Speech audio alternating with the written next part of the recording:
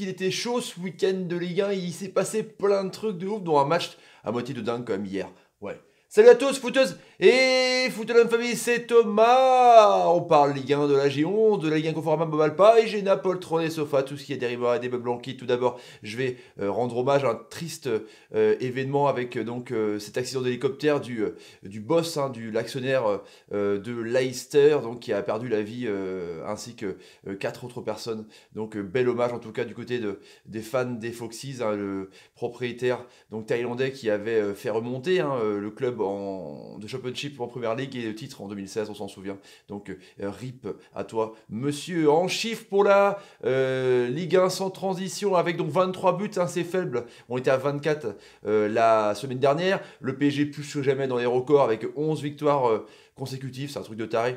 4 décisions de la variole, dont une, vous voyez ce que je veux dire, évidemment on parlera ça dans le point variole. 6 victoires à l'extérieur, il fallait pas recevoir. 6 victoires à l'extérieur, c'est le record de la saison, 3 nuls et 7 victoires, c'est quand même pas mal. La revue du web, avec évidemment Thomas Tuchel qui a évoqué un peu cette mise au quart plat de l'ami Mbappé, la foudre, et Rabiot à l'occasion d'un retard à l'hôtel lors de la causerie. Du coup ils n'ont pas joué, c'était un risque à prendre. En tout cas, Tuchel fait respecter les institutions. Le week-end des Français des franchises avec Varane qui est sorti à la mi-temps avec cette manita et cette tôle pris par le Barça. Martial qui a 4 buts en 5 matchs, qui revit du côté de Manu. Rennes, Lyon et le PSG dans les meilleurs clubs formateurs d'Europe. C'est une bonne nouvelle, sauf que les jeunes pépites françaises, on les garde pas, évidemment. C'est pas terrible. Ronaldo qui évoque justement qu'il peut encore gagner le Ballon d'Or, en sachant qu'il n'a pas gagné le prix Puskás avec son but de fou contre la Juve, en l'occurrence. J'ai quand même des doutes. Et il évoque aussi dans Maxi Foot par rapport à son départ. C'est pas à cause du départ de Zidane, c'est à cause de Florentino Pérez qui voulait justement plus de lui. Lui, on a besoin de lui dire qu'il est indispensable. Le Ronaldo, les locomotives. Qu'est-ce qui s'est passé? Ce match, évidemment, avec cette mise au quart plat de la foudre par Touré, donc il n'a pas débuté, il faisait la gueule de ouf. Le match de dingue de Gustavo au milieu de terrain qui revient enfin dans son poste originel. Il est vraiment fantastique. Les Marseillais qui ont fait une super première mi-temps, qui ont gêné vraiment les Parisiens jusqu'à très longtemps. Thauvin pour sa reprise qui était un peu moyen, j'ai trouvé sur son côté. 55% des actions dangereuses ont été jouées sur le côté droit de Flo Thauvin, et puis la fraude est rentrée. Voilà, 60 minutes. 62 minutes, il loupe un contrôle avec Neymar. Et voilà, 65e minute, avec une récupération de Draxler, Di Maria, lance sur orbite, 36 km/h plus tard, il trompe l'ami Mandanda. Chaud quand même, il est fort. Et puis évidemment, il y a ce fait de jeu de ouf avec ce bloc façon basket de Strootman, sauf qu'il n'avait pas vu, et Marquinhos en rajoute des couches. Du coup, l'arbitre Bastien, lui, il arrête l'action, les joueurs s'arrêtent, donc le but de Mitroglou est refusé, donc c'est clair que ils peuvent sentir un peu floués les supporters de l'OM. On en parlera dans le point variole, avec donc évidemment ce but à moitié anecdotique à la 95e minute sur un contre Neymar, Mbappé et Draxler qui marque. Lyon qui a eu du mal contre le SCO d'Angers, en même temps c'est pas facile non plus de s'imposer là-bas. Ça a été très intéressant, franchement. Depay n'était pas sur la pelouse, et quand il est rentré, il a mis sur orbite Aouar avec une tête. Il a aussi marqué avec un bon service de Dembélé. C'est l'homme vraiment providentiel, c'est l'homme en forme. Alors, à voir avec le retour d'un David Fekir si Depay restera en numéro 10, ou alors jouer avec deux attaquants, parce que Moussa Dembélé et Memphis Depay s'entendent bien les deux, et s'entendent mieux que Mariano à l'époque avec Depay. Donc c'est très intéressant pour Lyon. Du côté de Monaco, ils ont eu chaud parce que ils ont pris un but avec Alphonse, avec Rosier, et puis on s'est dit vraiment que Monaco était encore dans le dur alors qu'ils avaient justement marqué un but. Benaglio a fait son retour dans les cages, il a été très très bon.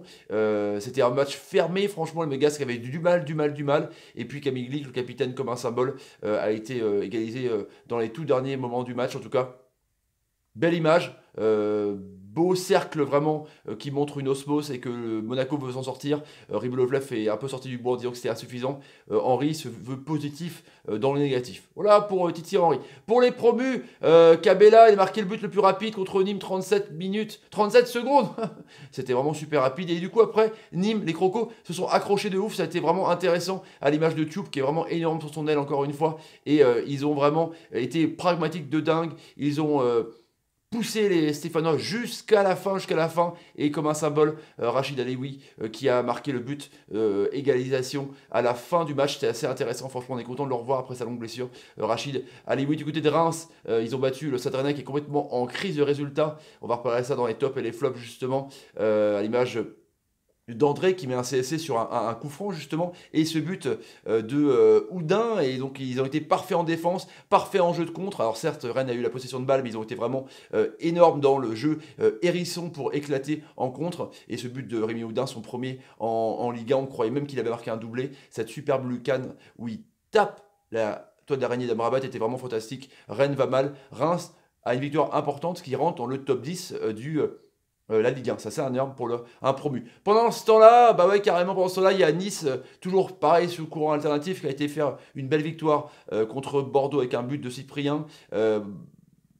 Bordeaux qui n'a pas été bon justement avec Briand. Il faut mettre Cornelius. Cornelius, quand il est rentré, malgré son loupé, il a été vraiment super bon. Camano n'a pas été en réussite en tout cas. Nice qui se reprend. Salah, deuxième meilleur buteur de Ligue 1 avec 8 buts, qui est énorme, l'Argentin. Peut-être la sélection, on ne sait pas en tout cas. Mettez dans les commentaires.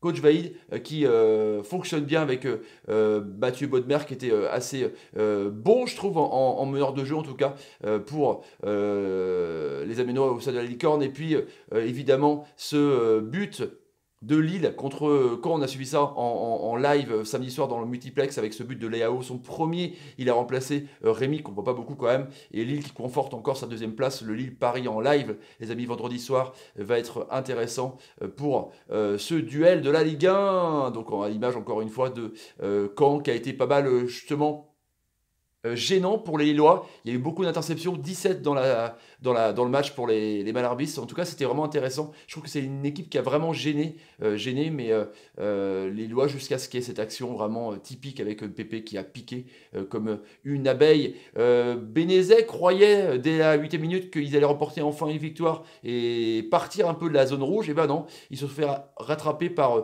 Zoé alors que Carl Johansson avait raté un penalty de Kenny Lala.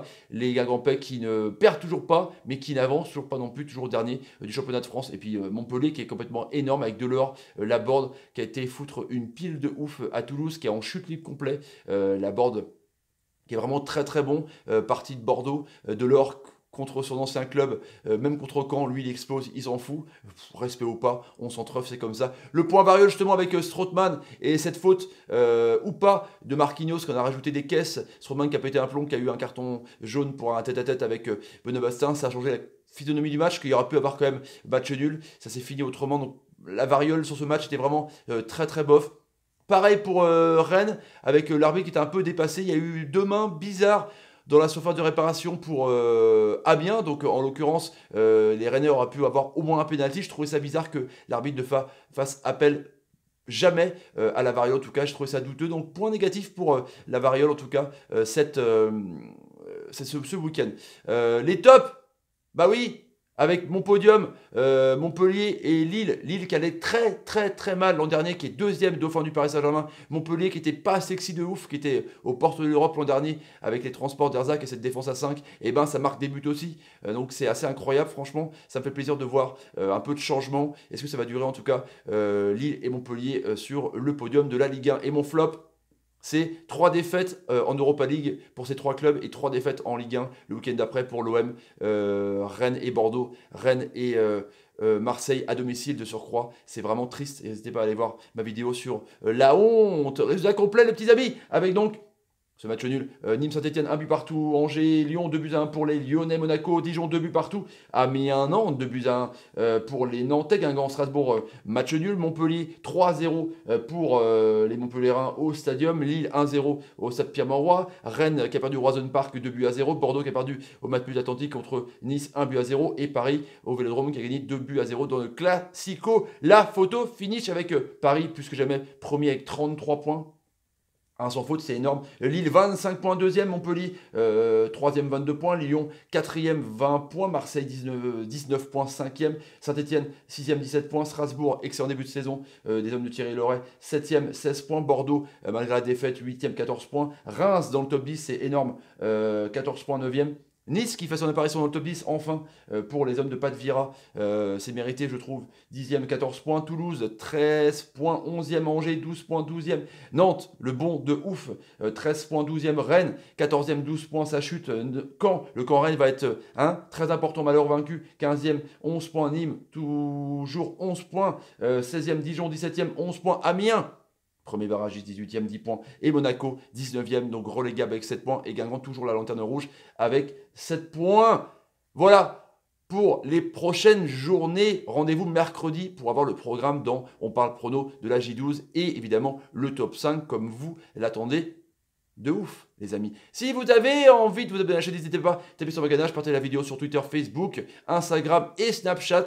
Je communique avec vous sur Snapchat et je mets des petites stories sur Instagram. C'est nouveau. Et n'oubliez pas surtout d'activer la petite cloche de notification parce qu'il y a plein d'entre vous qui se plaignent de ne pas voir les vidéos. J'en fais plusieurs dans la journée, donc n'hésitez pas à activer la cloche si vous êtes abonné. Voilà les amis, laissez des pouces. Évidemment, si un de vos potes dans votre équipe a fait une passe décisive, comme Marvin Martin par exemple. Merci Marvin, t'es un génie. Comme l'ami André Di Maria, merci André, t'es un génie. Dimitri Payet, merci Dimitri Payet, t'es un génie. Ou alors Thomas Mangani, merci Thomas, t'es un génie. Super prénom en plus. Allez, je vous les ai mis à ce soir pour le match, le live, Première Ligue, Tottenham City. Salut, salut, salut, salut et salut. Ah là là, ça commence peut-être à se dessiner un petit peu, championnat de France, vous trouvez pas